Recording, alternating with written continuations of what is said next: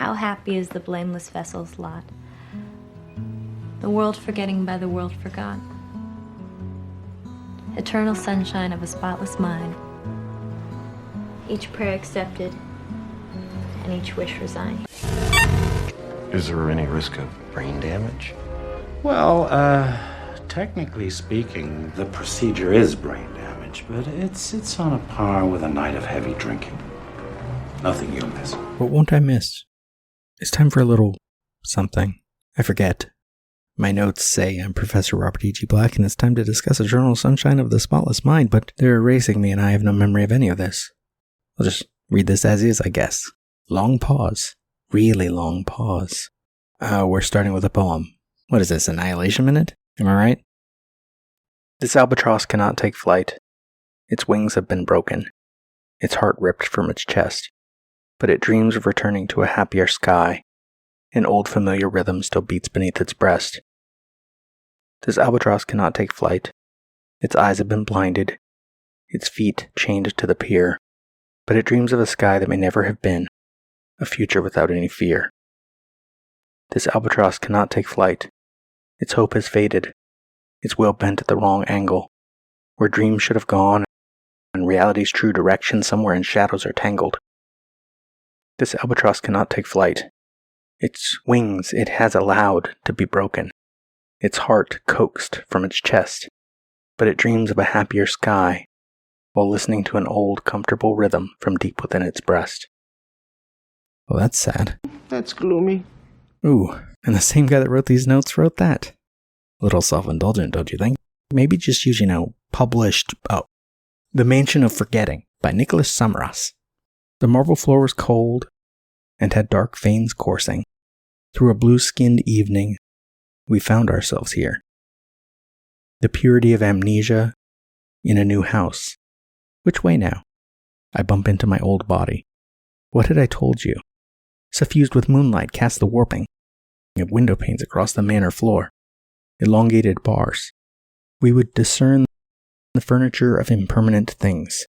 The sheeted mirror giving its muted reflection. There is a birth in disaster. A strange freshness. There are people who correspond without name, and I have known their anonymity. What? I thought I had wanted to say, but in this house, thought is an unimprinted child who meanders. Which way now? I let go of your hand, let go. My hand, weave forward, through the shroud of many rooms, arms out before my face. Maybe cut the second poem. Go back to just the that sad and that's gloomy shit. Don't even do the self-indulgent. Fuck it. Pause. Oh no, maybe leave it in for this. Well, that might have been better suited for the end of the film, after the beach house collapses and Clem runs upstairs and Joel starting to remember. And I also remember that order doesn't matter in a story like this. The original script started years in the future.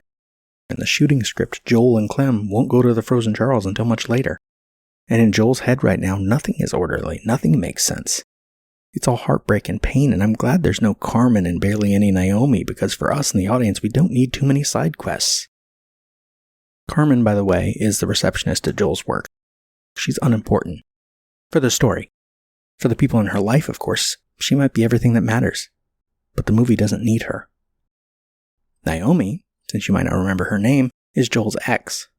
In the script, they just got back together for a one-night stand.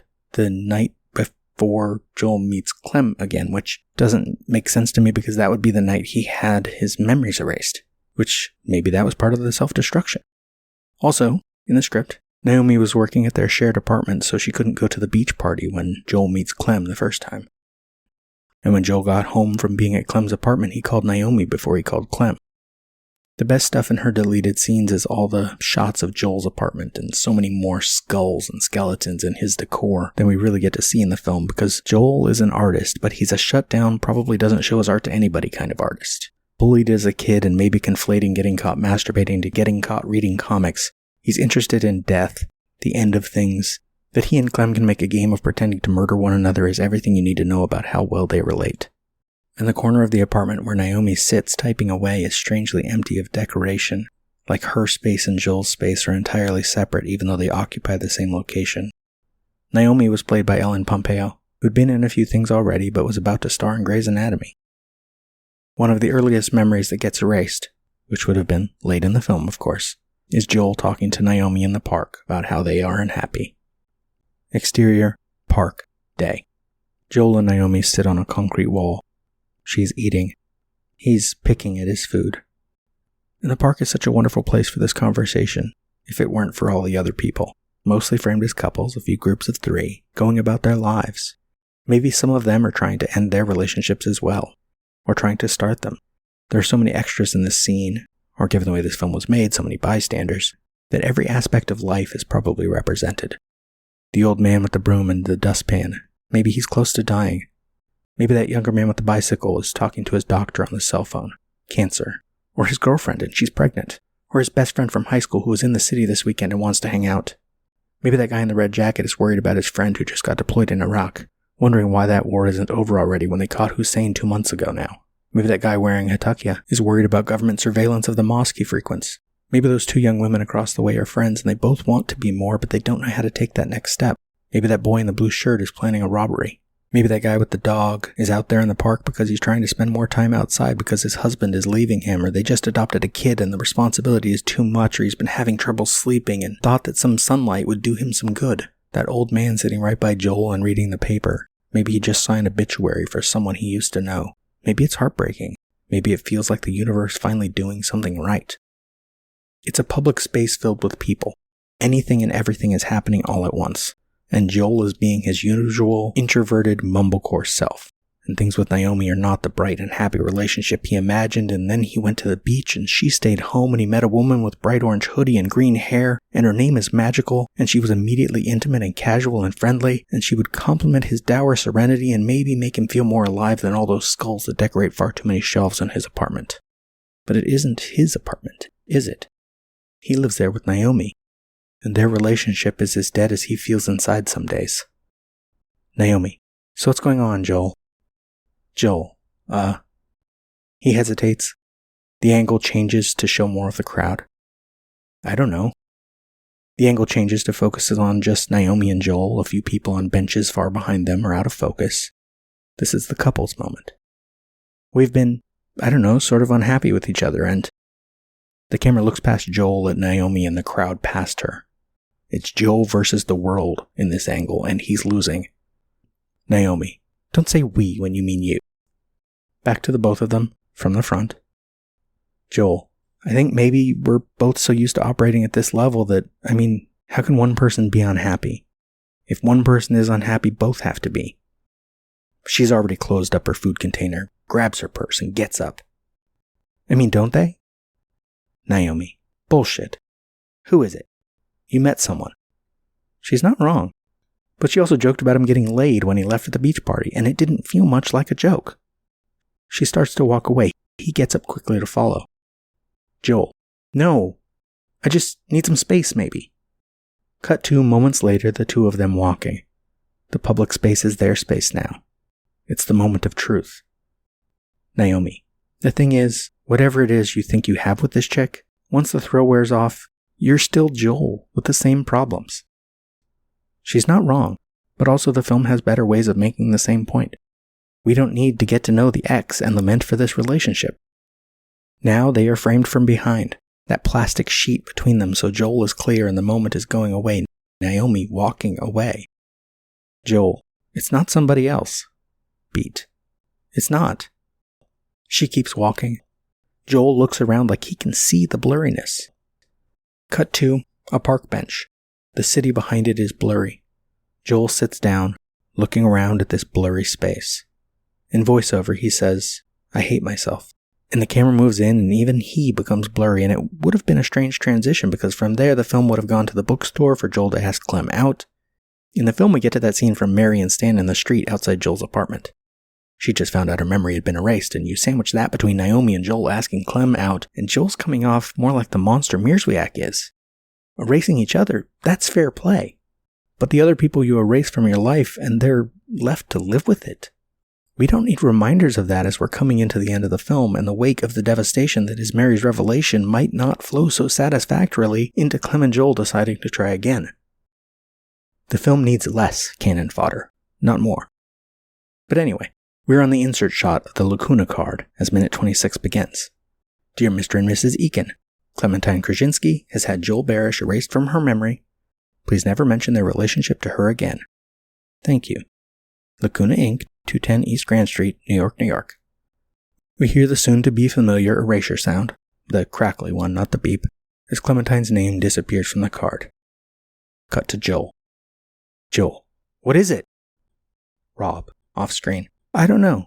It's some place that does a thing. Succinct, simple. And it tells us less than the card did. Back to the insert, and now the whole card goes out of focus. In the earlier draft of the script, Rob didn't show Joel the card deliberately. Carrie, agitated, interrupting. Joel, honey, we have to feed the dog. Will you just wait here? Just a second?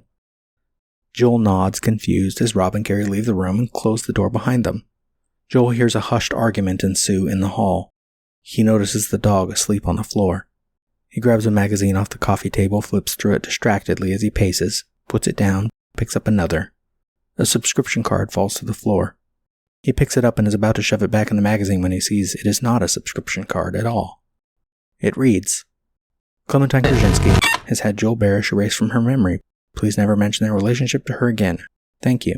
Lacuna Limited, 610 11th Avenue, New York, New York. Joel stares at the card, incredulous. Later, Rob and Carrie are now back in the room. Carrie continued, You weren't supposed to see that. Joel, they can't erase memories. It's a joke. It's a nasty Clementine hoax.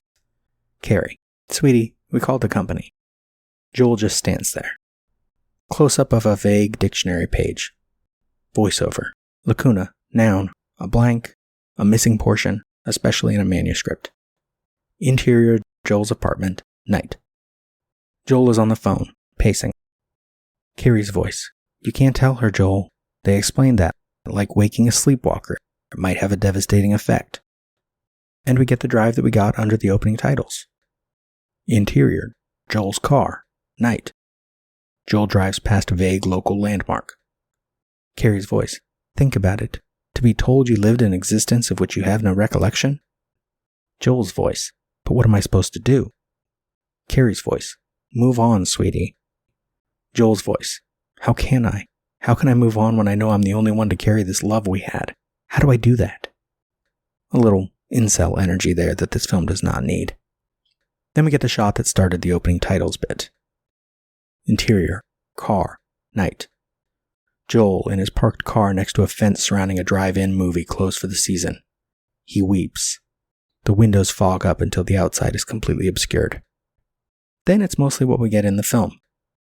After the card goes blurry, we get Joel walking on Grand, but that plastic sheet has the city behind him blurry, which suggests to me, after recent conversations on this show about the extent and potential overshoot of memory erasure, that this whole street might be getting erased along with Joel coming to the office. What if there was a restaurant here that he used to love? An art supply place that was the only supplier of his favorite pens, and now he's going to wonder how he ever bought them in the first place. Or maybe they were a gift from Naomi, and maybe he should get back together with her. She was nice. Nice is good. She loved him. Joel circles as he walks. He can see the space around him is out of focus. He isn't Joel then, he's Joel now. Cut to the window above the door. Lacuna Inc., 424, and the camera drops to the door as Joel arrives and a distant car alarm sounds. Joel, yellow card in hand, hesitates only briefly before opening the door and going in. The interior door is not the exterior door. That is, on the outside the window that says Lacuna is above the door. But from the inside, there's a window in the door and it says Lacuna, which is an inconsistency that might easily be written off as the fluidity and imperfection of memory. Also, perhaps the changing addresses. There's a chandelier above the entryway, which feels like too much for the generic doctor's office waiting room to the left. A rack of magazines with a plant on top. Some chairs. A coat rack that holds nothing but a single umbrella hanging by a loop of string. We hear, answering the phone, Mary. Off-screen. Good morning, Lacuna. Joel walks into the waiting room. The camera pans over to Mary, phone tucked between head and shoulder as she is also putting labels to envelopes on a cluttered desk. No, I'm sorry, that offer expired, after the new year. We're on Mary now, from the front. sheet of labels, stack of envelopes, a calendar book and a receipt book, a fax machine, a printer, a shredder, a desktop computer, a nameplate, Mary's Fivo, and a small dish of candy hearts because it's almost Valentine's Day. Yeah, sure, we can fit you in. She checks the calendar and we reverse to behind her.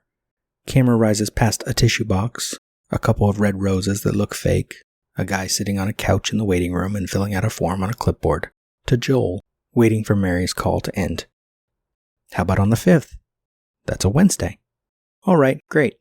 Could you spell that, please? Joel has the card in his hand still, and we cut with his eyeline to the Epson Stylus C42UX inkjet printer to Mary's left. Printing more cards. Chris Knorr has had someone's memory erased. Linda Chen has had Eric someone erased. Okay, and we'll need a daytime phone number. Back to Mary. Great. Have a nice day. See you then. We're behind her again as she hangs up the phone and says, without looking up, "May I help you?" Camera rises to Joel again. He doesn't make eye contact either. Joel. I'm Joel Barish. Mary. Off screen. Excuse me? Joel. I'm Joel Barish. I have an appointment with Dr. Cut to Mary, and she says the name before Joel can. Like she's used to people pronouncing it wrong, or she just likes to say it. It feels nice on the tip of her tongue. Mearsback. She grabs a clipboard out of frame and passes it to Joel. Here, could you please fill this out? Joel stammers and we cut to a new angle, from behind Mary but framing her whole desk and the window into the waiting area, the window to the street beyond that. Joel. I just want to talk to him. Mary. You still need to fill.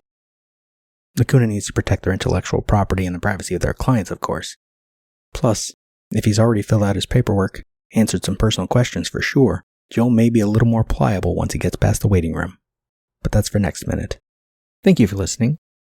Eternal Sunshine of the Spotless Minute is just one part of an existential trilogy of podcasts. Tune in every Tuesday for Minutia Ex Machina, every Wednesday for the Groundhog Day Project Minute by Minute, and every Thursday for more Eternal Sunshine. And you can follow all 3 shows on one feed. Just search an existential trilogy. Follow this show on Twitter, Instagram, or Facebook at Spotless Minute. This has been a production of Lemming Drops Studio. You can find links to more at lemmingdrops.com or join the Facebook group Lemming Drops Studio Tour. Also, you can support all my shows at patreon.com/lemmingdrops. Until next time. This is it, Joel. It's gonna be gone soon. Okay, I'm sorry. I know.